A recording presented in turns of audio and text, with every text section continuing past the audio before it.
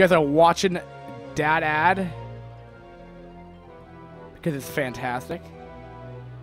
And in the meantime, we're just going to watch this ad. Now, people on YouTube, how's it going? Puka back here for another cast here. And also, just to note to anyone who's new to watching this, I'm sure everyone, the 20 people that are on stream right now, have probably seen at least 1 or 2 of these games before. I just want to acknowledge something really quick right here. That... Is this the right? Yeah, this is the right. Because they made it on Circuit Breakers again, which doesn't make much sense. Well, apparently they're going to play it on Circuit Breakers again. No, they're not. Told you so. I already called it. So they're going to be playing on some new map. I just wanted to say, though, that I apologize for the stream quality of the video being kind of a little lackluster in terms of frame rate and quality. That is something that is beyond my power. I apologize again, but I cannot fix what the Chinese people decide to host and whatever their internet issues are. Let's just be thankful that they stream it for us, and the next map is going to be on Snipers Ridge. I will have you know, though, because this Chinese OSL has been going on for longer than the updated Kespa map was released, I believe, they do not use the updated Snipers Ridge 2.0 or 1.1, whatever the updated version with the extra ramp on it. Spawning on the top left as the yellow Zergate will be ZDY, and his opponent will be Jonhoon. And gosh darn it, I forgot the intro music. But that's okay. Sometimes I'll do it, sometimes I won't, just to change it up a little bit. Now, also, if this game, for whatever reason, goes on to a game number 5, I'm going to take a break for about 5 minutes. I'll just put on some random music video. Or after this game, I'm going to play a music video, and then I'll just do conclusion thoughts, if that really matters to you guys, just to cover overall that and what's upcoming for Chinese OSL action. I'll be covering that after whatever said music video is played. Just because I need a minute to recuperate and get some water. So, Jonhoon, now, I'm looking at these spawns, and I definitely think, I'm definitely thinking, ZDY has a chance. Going back and looking back at the series, guys, what do you guys recall from both the spawn locations for ZDY and Jonhoon in games 1 and 2? They were both vertical spawns, which allowed, vertical spawns, which pretty much allowed, or horizontal spawns. It pretty much allowed for ZDY to take a far off third base. That makes it where pretty much it forces a cross position situation for Jonhoon, which makes it more difficult for him to take. So ZDY is going to look at in a more better situation than he did last game. And recall, I mean, again, last game he lost due to that third base, not only having not a third gas, but also he just never got able to secure a fourth base. Now, would that happen if he even took the third base in the National Expo? Would the damage been done? I don't know, but last game, I'm just kind of putting one-to-one together, just trying to give you guys something to think about. Now, that being said, looking at statistics-wise, at spawn locations, Jonhoon doesn't have a great track record against ZDY right now with these spawns. Now, looking at this map, ZDY hasn't really used this map to its fullest potential recently. Every time I've talked about a Chinese Zerg, they normally go Ling Muta and not, a Lurker Contain against Protoss. And not only that, this map is absolutely perfect to do Lurker Contains on against Protoss. But just Chinese Zergs, I haven't seen it used that much. Again, I think it can definitely happen. I'm just saying in the past couple, week or 2 weeks I've been casting Chinese OSL, I really haven't seen Lurker Contains used really at all. I might have seen like one game where it's been used, and even so, it wasn't even on this map, which is like, this is like the map to do Lurker Contains on. Like, that's the whole reason why it got changed. Or any kind of like contain with like, ranged units. I mean, I guess you could Dragoon contain. Be a little odd, but you could try it. But my prediction is that ZDY's gonna he's gonna do some kind of like 5-hatch Spire kind of play, which means he's gonna get down the Spire normally, he's gonna get the Hydra Den, everything looks normal, except he doesn't pummel the Hydralisks and then make Lurker aspect. He actually just goes for a mid-game push where he goes pretty much Mutalisks in Ling and then a couple Scourge.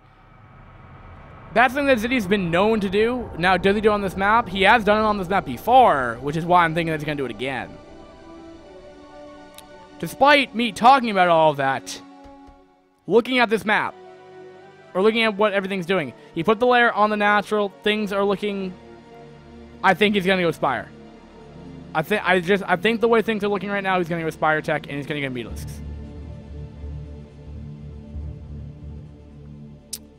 Yeah. And Slorm said there should be more people watching this. You know, I don't know what it might be time zone issue because I normally cast. It's a Friday night, to be fair, and Brood War is an international thing, so the way I look at it is a lot of European players look at this, and Europe is about 6 hours different than the US. So, that being said, it's probably a little bit, I mean, it would be like 5 o'clock in the morning, I think, there. You're probably not going to stay up that early for that. Now, do we see Stargate going up?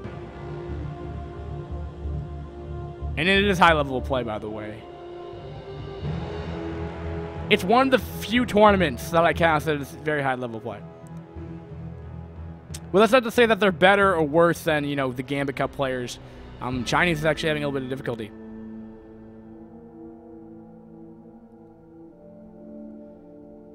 Okay, yeah, there goes down the Spire, but I mean that's not super surprising just because of it's pretty much standard, and they goes down the Stargate right now.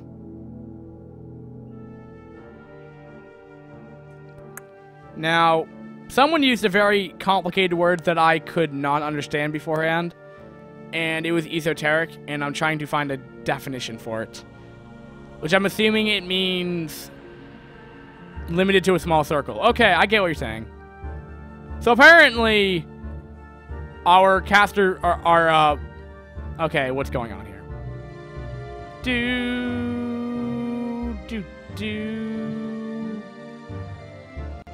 Gotta love. There we go.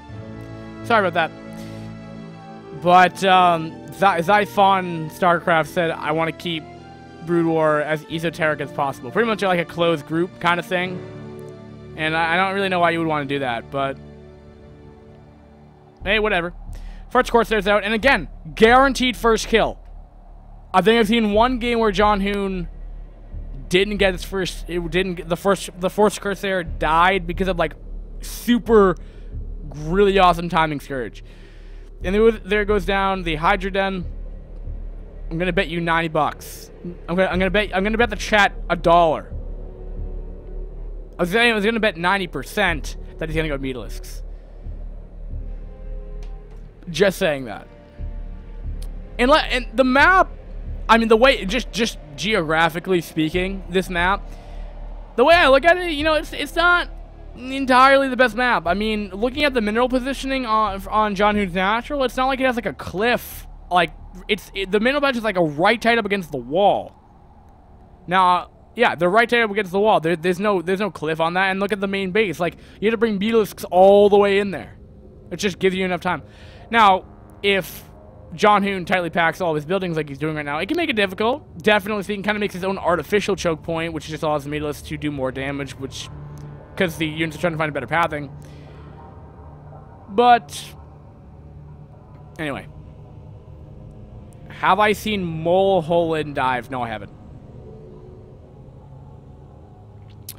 And oh, that's not good. He kind of mannered himself, I think. I'm not sure if that's actually mannering him, but any kind of gas is very important. And of course I'm wrong. After I said like some elaborate, making myself sound like a super smart person, I was wrong. He's not. Okay, that's not good. We have a cell drop. Oh, and it dodges the patrol Scourge too. Wow. But anyway, it looks like Ziddy's gonna go for like a weird 5. Well, actually, it's not really weird. It's like a 5 hatch Hydra push, which is peculiar. And okay, this drop. It stops the main from mining, which you could look at is cost-effective enough. That's for you to decide. Me, personally, I don't know. I don't really know if that was worth it. He might kill a couple of Hydras. But he's just going to instantly bring him back. Again, I mean, that's totally up to the viewer to decide on that one. To me personally, I don't really think it did really much for either player. It's just kind of like, well, I'm going to throw a couple zealots at you. You're going to lose mining time. So I think it just kind of equals out anyway.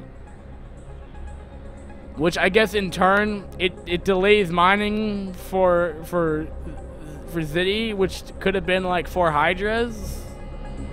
Could have been 400 minerals in the time. I don't know. But John Hoon's fine, in my opinion. He has a Reaver. A Reaver that is not exposed. Look at that Reaver. Look how destructive a Reaver can be. It's like, oh, you have like 40 Hydras? Well, well, I don't care. Like I have 2 Reavers.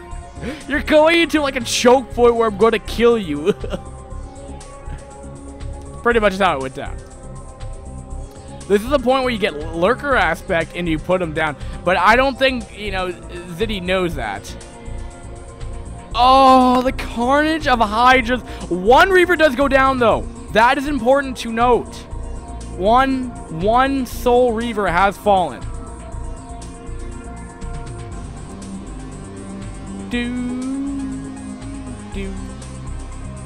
Just saying. Just saying. Alright. John Hoon is making a counter push here, but the Reaver's left behind here, and that's kind of the most important unit.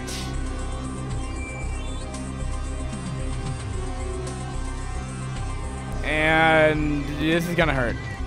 Hydras are okay. They do have the high ground. They're losing their high ground advantage, though. I'm not sure if that still counts as high ground. They're still doing, you know, a decent amount of job. Hydras aren't terrible against Dragoons, as Dragoons don't do their full damage.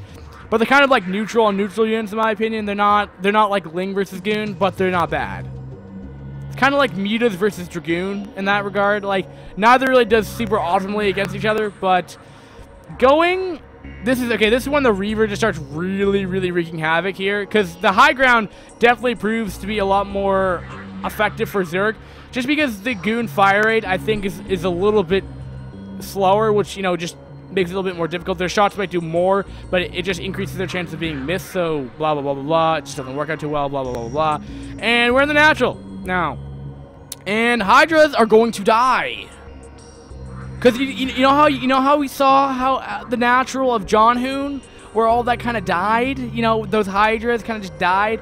Well, you know, it's still kind of a choke point at this point, and it's just not gonna look good. I think that's the first Scarab that hasn't hit anything, and he's not even gonna lose. He's not even gonna lose the Reaver. And not to mention, though, I also like to point out that John Hoon's gonna have another army back at home. I just want to make that clear. Like, even if he loses his initial push, he's going to be fine. Yeah. There's the GG by ZDY. And oh my goodness, guys, we're going to have an ace match happening very soon. I just need to go take a quick water break. And that was an entertaining game, guys. So we'll be back for the ace match and closing thoughts. After this, people on stream, or people on YouTube, it's been fun.